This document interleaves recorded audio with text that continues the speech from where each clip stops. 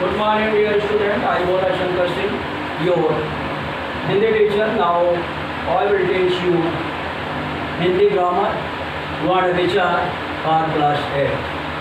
सुप्रभातम, मैं बोला शंकर सिंह आपका हिंदी अध्यापक. आज मैं आपको हिंदी व्याकरण पाठ 2 वर्ण विचार अध्ययन करेंगे, जो कि पिछले दिन से ही चल रहा है और आगे हम विचार करेंगे. देखते हैं. तो सबसे पहले हम पाठ की परिभाषा की ओर आते हैं, जिसे हम आगे पढ़ चुके हैं. वर्ण भाषा की सबसे छोटी इकाई वर्ण कहलाती है, जिसके और टुकड़े ना हो सके. वर्ण मुख्य रूप से 2 प्रकार के होते हैं, स्वर और व्यंजन. स्वर वर्ण उन्हें कहते हैं जिनका उच्चारण स्वयं होता है, स्वयं राजन्ते स्वरा. और हिंदी में स्वरों की संख्या होती है 11, और इनको 3 भागों में विभाजित किया गया है: ह्रस्वर, दीर्घस्वर और संयुक्त स्वर. ह्रस्वर के अंतर्गत अ, ई, उ, री आते हैं 4 वर्ण, और दीर्घस्वर के अंतर्गत अ, ई, उ 3, और संयुक्त स्वर के अंतर्गत ए, ऐ, ओ, औ 4 आते हैं. इस प्रकार कुल वर्णों की संख्या, स्वर वर्णों की संख्या हो गई 11. और स्वर के प्रकार में हम चलते हैं तो स्वर मुख्य रूप से 3 प्रकार के होते हैं: ह्रस्वर, दीर्घस्वर और पुरुषस्वर. ह्रस्वर उन्हें कहते हैं जिनके उच्चारण में 1 मात्रा का समय होता है. दीर्घस्वर उन्हें कहते हैं जिनके उच्चारण में 2 मात्रा का समय होता है. और पुरुषस्वर उन्हें कहते हैं जिनके उच्चारण में 3 मात्रा का समय होता है. ह्रस्वर के उदाहरण है अ, ई, उ, ई. और शेष जितने भी हैं वो स्वर सब दीर्घ स्वर के उच्चारण आ, ई, उ, ए, ऐ, आ. और पुरुष स्वर में कहते हैं जैसे किसी को दूर से पुकारना हुआ और ओम, इसमें 3 मात्रा का समय लगता है, तो इनके मात्रा का समय माँ मुर्गे की आवाज़ से निर्धारित करते हैं. तो पहला ह्रस्वर, दूसरा उच्चारण दीर्घस्वर को संकेत करता है, तीसरा पुरुष को संकेत करता है.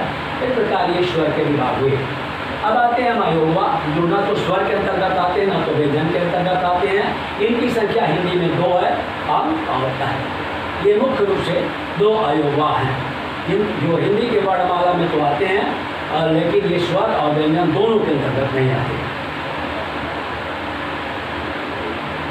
अब हम आगे चलते हैं तो व्यंजन की ओर. तो व्यंजन किन्हें कहते हैं? व्यंजन जो वही वर्ण है जो स्वरों की सहायता से व्यक्त किए जाते हैं, जिनका उच्चारण स्वरों की सहायता से किया जाता है, उन्हें हम व्यंजन कहते हैं. तो व्यंजन के कई भागों में व्यंजनों को विभाजित किया गया है. पहला आते हैं स्पर्श वर्णों की ओर. स्पर्श वर्ण जिसमें जिनके उच्चारण में जीवा तालु को स्पर्श करती है, इनकी संख्या 25 होती है. का, माँ, शान, स्पर्श. क से लेकर के माँ तक के व्यंजन को स्पर्श कहते हैं. इनकी संख्या 25 है. ये 5 वर्गों में विभक्त हैं: क वर्ग, च वर्ग, ट वर्ग, ट वर्ग और क वर्ग. क वर्ग में क, ख, ग, घ, ङ 5 वर्ण आते हैं. च वर्ग में च, छ, ज, झ, ञ 5 वर्ण आते हैं. और ट वर्ग में क, ख, ग, घ, ङ 5 वर्ण. और क वर्ग में क, ख, ग, घ, ङ 5 वर्ण. और प वर्ग में प, फ, ब, भ, म. इस प्रकार से कुल मिलाकर 25 वर्ण स्पर्श वर्ण के अंतर्गत आते हैं. इसके बाद हम चलते हैं अंतस्थ वर्ण की ओर. अंतस्थ तो जिनका उच्चारण मुंह के अंदर होता है, जिन्हें अर्धस्वर भी कहते हैं, य, रा, ला, वा, ये 4 होते हैं. इसके बाद हम आते हैं उष्म वर्ण की ओर. उष्म जिनके उच्चारण में थोड़ी उष्मा मुँह से बाहर निकलती है, इनको कहते हैं श, श, श, श, श, श. तो ये स्पर्श वर्ण हो गए. और इसके बाद संयुक्त वर्ण आते हैं छ, त्र, य और स्र. छ, त्र, य और स्र. छ, क, द, श. त्र, त, द, द.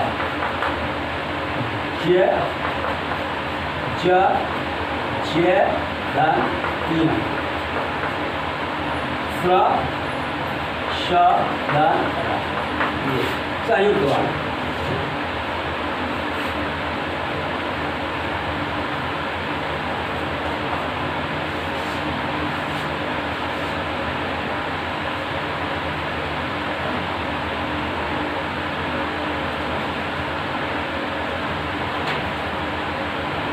तो हम कुछ आगत वर्ण भी होते हैं, जैसे जो नुक्ता के साथ लिखे जाते हैं, क, ख, य, भ इत्यादि.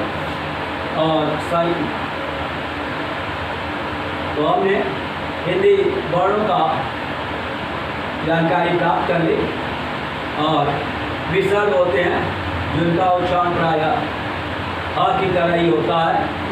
अनुनासिक वर्ण होते हैं जो नाक से बोले जाते हैं। तो ये कुछ ऐसे वर्ण हैं, अब इनका उच्चारण स्थान आप लोग जानते होंगे। उच्चारण स्थान आपकी किताब में दिया गया है। अको विसर्जनीय नाम कंठा। अब उच्चारण स्थान वर्णों के उच्चारण स्थान की ओर चलते हैं।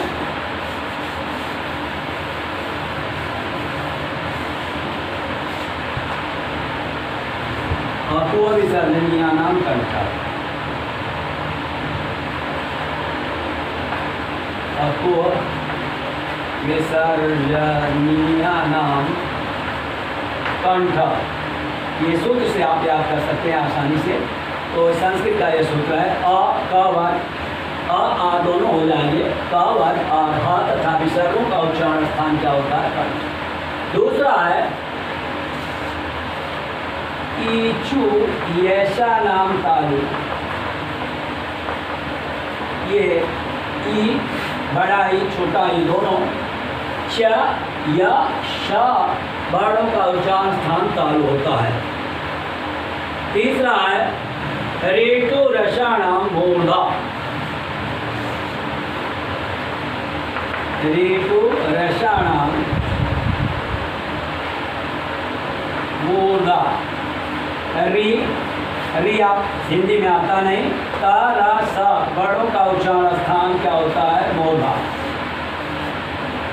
और चौथा है ली तो रसाणाम दंता। ली होता नहीं तो री होता है तो स वर्णों का उच्चारण स्थान दंत होता है। तो यहाँ बड़ा री नहीं होता है लेकिन छोटा री होता है हिंदी में। आगे उपपद्मनीय नामोष्ठ। उपपद्मनीय नाम ओष्ठव।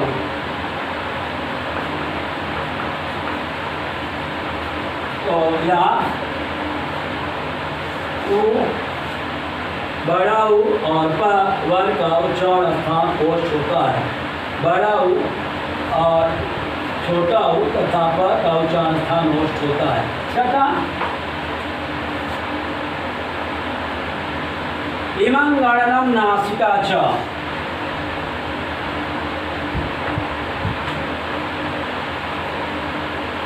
नासिका च वर्ग के पांचवें वर्ण किसी भी वर्ग के पांचवें वर्ण अंग य ण ना तथा मा का उच्चारण स्थान नासिका होता है। इसके बाद ए दायतो कंठ तालु। ए दायतो कंठ तालु। ए आय का उच्चारण स्थान कंठ और तालु होता है। फिर आठवां देखते हैं ओ दायतो कंठ ओष्ठम। ओ और अ का स्थान कंठ और ओष्ठ होता है। फिर नवा देखते हैं वकारस्य दंत ओष्ठम। वकारस्य दंत ओष्ठम। ओष्ठम तो वकार का व का उच्चारण दंत और ओष्ठ होता है। और क ख की संयुक्त ध्वनि पूर्वस्थ विसर्ग जीवामूली होती है। जीवामूली जीवामूलम नासिकानुस्वार से ये सब अनुस्वार का नासिका होता है। तो हम उच्चारण स्थान को हम अच्छी तरह समझ गए। आया और का तथा विसर्ग का उच्चारण स्थान कंठ। ई च या और श का उच्चारण स्थान तालु। री ता रा और श का उच्चारण स्थान मूर्धा। री होता नहीं ता रा श का उच्चारण स्थान दंत। उ और उ का उच्चारण स्थान ओष्ठ और नास इवन गणनम प वर्ग का उच्चारण स्थान धाम। और ओष्ठ और बाघ के पांचवें वर्ण का अनासिका, ए और ऐ का उच्चारण स्थान कंठ, ओ और औ का उच्चारण स्थान कंठ, ओ कंठ तालु, और ओ और औ का स्थान कंठ ओष्ठ, और वकार का उच्चारण स्थान, व का उच्चारण स्थान दंत ओष्ठ होता है। और क ख ये अग्रविसर्ग होते हैं, इनका उच्चारण स्थान जीवामूली जीवामूलम, और नासिका अनुस्वारस्य, अनुस्वार का नासिका होता है। तो ये हम उच्चारण स्थान की ओर चले, और पूरा उच्चारण स्थान हमने आपको बता दिया। इन सूत्रों की सहायता से आप उच्चारण स्थान को अच्छी तरह याद कर सकते हैं। अतु अविसर्जनीया नाम कंठ, ईचु यसा नाम तालु, रीचु रसा नाम मूर्धा, रीचु रसा नाम दंता, उपपदनीया नाम ओष्ठौ, इमं गणनम नासिका च, ए दैतो कंठ तालु, ओ दैतो कंठ ओष्ठम, वकारस्य दंत ओष्ठम, जीवामूली जीवामूलम, नासिका अनुस्वारस्य। तो ये रहा इसका उच्चारण स्थान।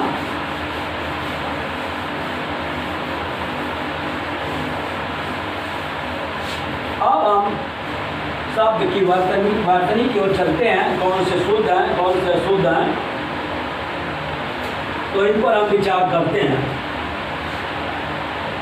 तो अधीन का शुद्ध शब्द होता है अधीन, अधीन का शुद्ध शब्द होता है अधीन। दूसरा है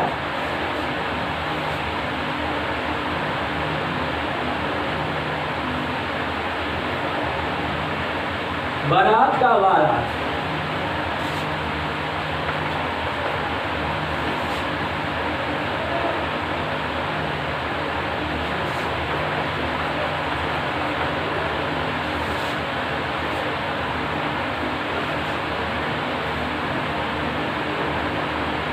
इस प्रकार से आधार का आधार,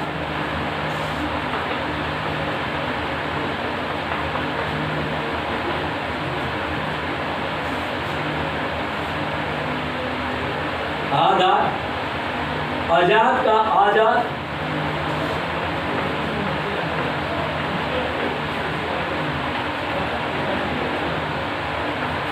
और नाराज का नाराज, नाराज। ये अ और आ में अशुद्धियां रही। अब ई के स्थान बड़ा ई का प्रयोग,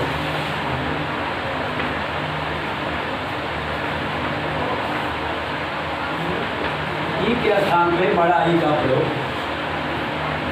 इसमें हम देखते हैं मुनि का मुनि, शुद्ध रूप है मुनि, और व्यक्ति का व्यक्ति,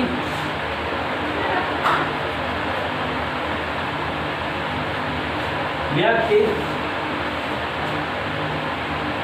कवि का कवि,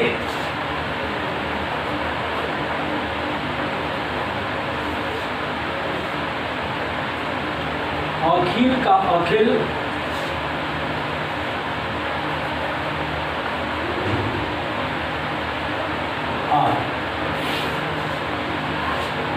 इसके बाद ई के स्थान पे छोटा ई का प्रयोग,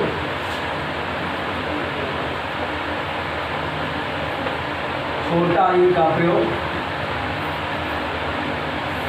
इसमें क्या अशुद्धियां हम देखते हैं, जैसे दीपावली, ये अशुद्ध है, क्या द पर बड़ा ही होगा, दीपावली, ये सही।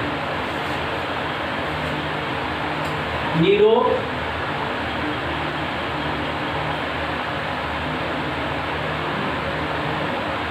श्रीमती का श्रीमती, श्रीमती, और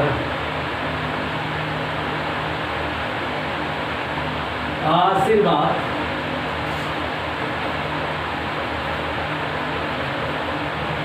आशीर्वाद, ये गए। इसके बाद ऊ के स्थान पर बड़ा ऊ का प्रयोग,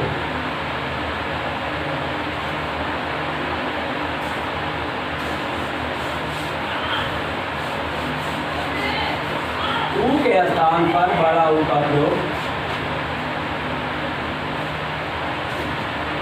ऊ होना चाहिए सही, लेकिन के स्थान पर बड़ा ऊ का प्रयोग ये गलत है।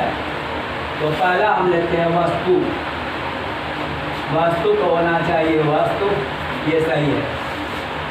दूसरा है गुरु, गुरु के स्थान पे गुरु,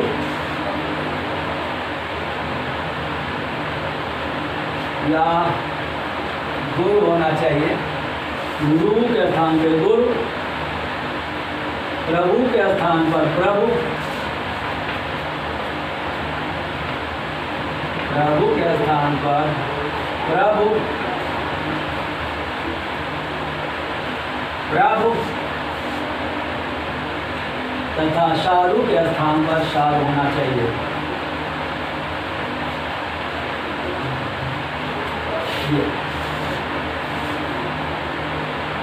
अब एक स्थान पर आई का प्रयोग,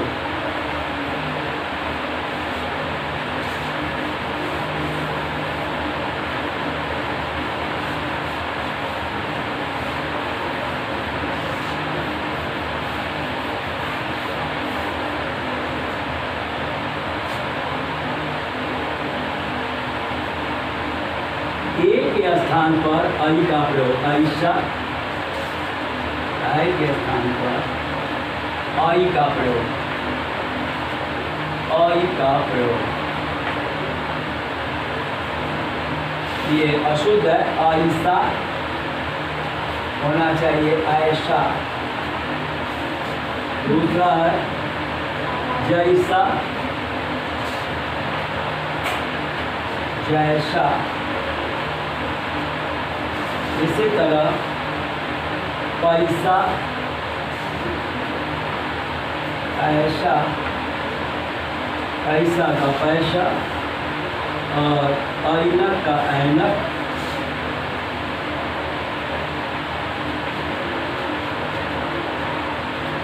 तो ये रहा अ के स्थान पर औ का प्रयोग,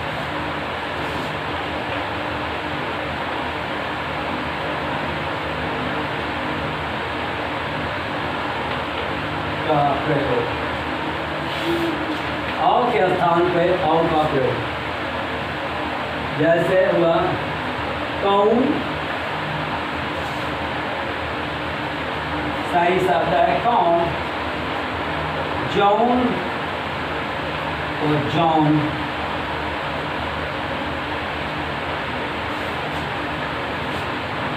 और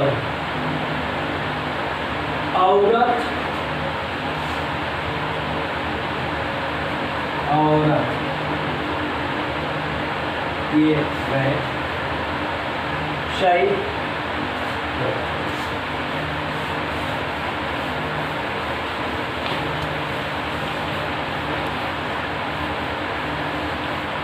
अब कुछ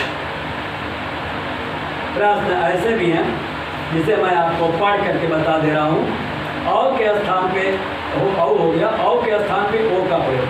नौकर का सही शब्द हो जाएगा नौकर, औरत का औरत, और मौन का मौन, तो ठौर का ठौर। तो न के स्थान पर ढ का प्रयोग, फागुन, फागुन होना चाहिए सही। और खाना, खाना का खाना, ये अशुद्ध शब्द का प्रयोग किया जाता है। तो इसमें आप बर्तनी में सावधानी बरतेंगे। रानी, रानी, गाना, गाना, ये। और कभी कभी ना काढ़ा के स्थान पे ना सही होता है, जैसे प्रणाम का प्रणाम सही है, वीणा का वीणा सही है, और दर्पण, दर्पण का दर्पण सही है, और निपुण का निपुण सही है। तो ये प्रयोग होना चाहिए। वह के स्थान पे वह का प्रयोग, वंदना, वंदना, वंदना होना चाहिए। वाणी, वाणी, वाणी होना चाहिए। वसंत, वसंत होना चाहिए। निवास, निवास। इन सब शब्दों पर हम ध्यान देंगे और अपने उच्चारण और वर्तनी को सही रखेंगे। प्रशास का पाठ यहीं पर शेष अगले दिन